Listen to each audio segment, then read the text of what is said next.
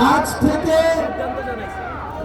থেকে 9 মাস আগে আগস্টের ওই 3 তারিখে ঠিক এমন সূর্যাস্তের সময় শহীদ মিনারের ওই উন্মুক্ত প্রান্তে দাঁড়িয়ে আমরা বাংলাদেশের ছাত্র জনতা একসাথে ঐক্যবদ্ধভাবে হাত উঁচু করে রায় দিয়েছিলাম।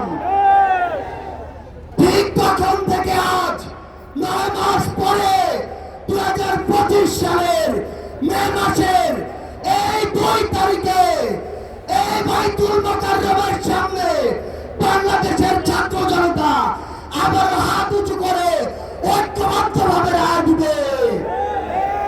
আমরা সেদিন এক হাত তুলে এক আঙুল তুলে এক দফা ঘোষণা করেছিলাম।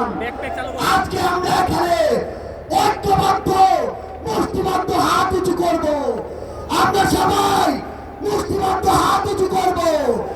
এই আওয়ামী লীগ পিলখানা হত্যাকাণ্ড ঘটিয়েছে কিনা, এই আওয়ামী লীগ শাপলা হত্যাকাণ্ড ঘটিয়েছে কিনা, এই আওয়ামী লীগ